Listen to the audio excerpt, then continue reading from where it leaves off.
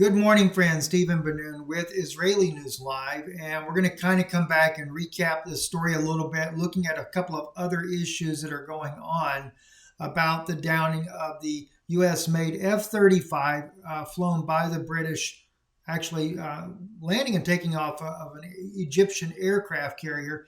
It crashed in the Mediterranean Sea. I first wanted to address, though, real quick, a comment that was made. They were asking, why did we place this to where you have to click to go to iConnectFX.com to watch the video. And the reason for that, by the way, when you get to a certain place there, if you'll notice right there in the description, that's where you click. It goes over to iConnectFX.com. But the reason I did on a serious news broadcast like this one here is because of we immediately placed this in 3 other languages. So in the case of Hebrew, you just click on Hebrew and you can hear it in the Hebrew language. You can listen to it in the Spanish language. So because of the importance of the broadcast, I quickly took and did that. And that's why we made it as a 30-second clip. Normally on this type of news, I just load it on Israeli News Live, just let it run. Sometimes, though, what I'll do for the sake of our friends on YouTube, we'll put it on Fact News Network, our other channel on YouTube. That way it's uninterrupted. So it's not anything other than we're wanting to make sure people that want to hear it in their own language can hear it in their own language as well. That's the reason behind that. Anyway, moving on into this story here, as you know, the British F-35 jet, it crashed into the Mediterranean Sea. And, there are some issues that I'm wondering why this happened. I got a report from Israeli intelligence that what was happening early this morning before 5 a.m., Israeli soldiers are being called up on a call for service. They were on their day off, things like that, because of the downing of the F-35 to help enforce a blockade to Syria so that this plane could not be retrieved by the Russians and taken to the Syrian coast. This were some of the things that I was already hearing. Also heard that there was a major storm early this morning just before the downing of the plane, and that this plane was believed by the Israelis that it was jammed by the Russians who have subs and ships there in the region. And just to kind of prove that point there, actually, let's see, right here in Egypt here, we have this video here.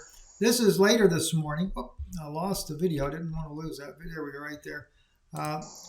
It is pouring down rain still. Streets are flooded early this morning there in Egypt. I was told that it was a very unusual storm that came in, very unusual lightning and everything that followed early this morning that was going on. So could the Russians take an advantage of a major thunderstorm so it could look and appear as if the plane had some type of electrical problem? It would be easy for the U.S. and others to blame it on that, but we already were made aware that the plane was jammed by Russian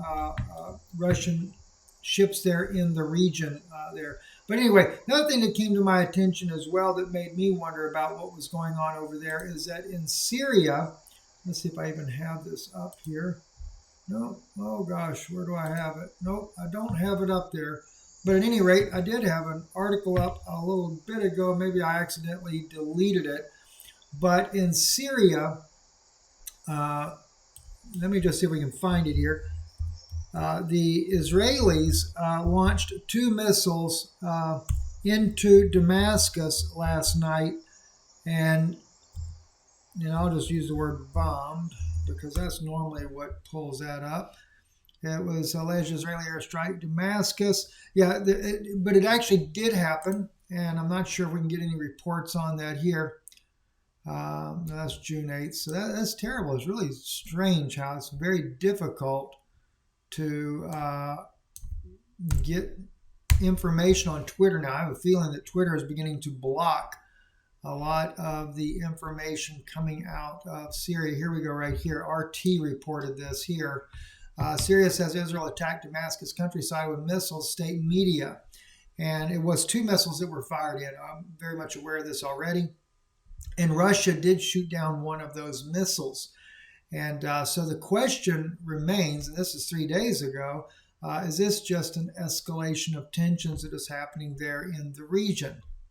We know, and we've been told, that those tensions are going to escalate over the next 2 years before there is a conflict between different countries in the region, including Turkey, Iran, Afghanistan, and China. They will be coming against Israel. This is all scripted, though, and this is what a lot of people are not aware of. So, but I was told there would be different types of skirmishes, as you see here, that would escalate this to this war where we're at. One thing, too, I got this from the Jerusalem Post. My wife sent this to me this morning. This was really interesting. Trump says Israel literally owned Congress in an interview, and he's proud of it. You know, listen, you can love Israel, and I can understand that. There's a lot of people, especially amongst the Christian people, that love Israel. And I love the people of Israel because that's, from my own heritage. But when it comes to our country and the sovereignty of our country, to have a president openly acknowledge, or a former president in this case, openly acknowledge that Israel owned Congress, and then he also adds, and rightfully so, that's a major problem for a foreign power to have control over another country. But he's right. It is true. They did own Congress, and I believe they still own Congress. Although there's a few, left-wing people out there. You got three people, Cortez and Ilhan, a couple of people there that are against Israel. I personally think they're just plants. I really don't think that they're really against Israel either. But he says here, well, the biggest change I've seen in Congress is Israel literally owned Congress. You understand that? 10 years ago, 15 years ago, and it was so powerful. It was so powerful, and today it's almost the opposite, Trump said. Well, I disagree with him. Israel still owns Congress.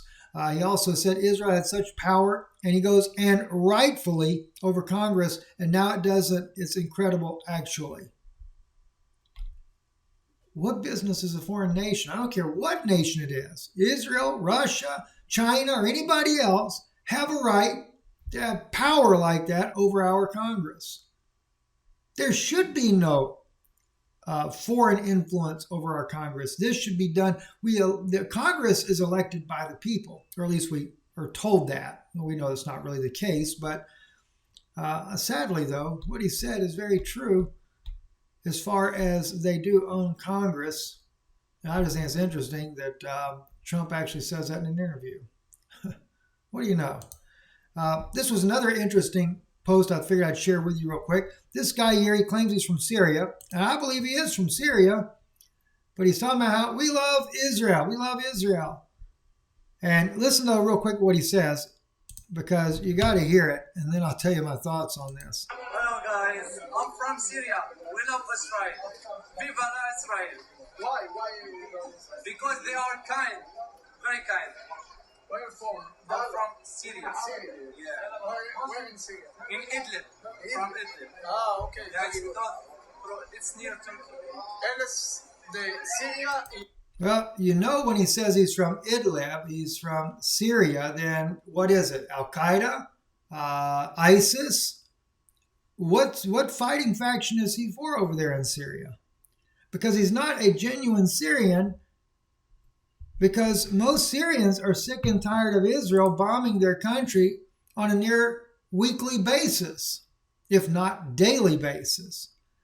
So I really question who this man is. He may be a Syrian. I'm not saying he's not a Syrian, but he's definitely part of the movement to overthrow the country and cause destabilization. How many Syrians have been killed by Israeli bombs?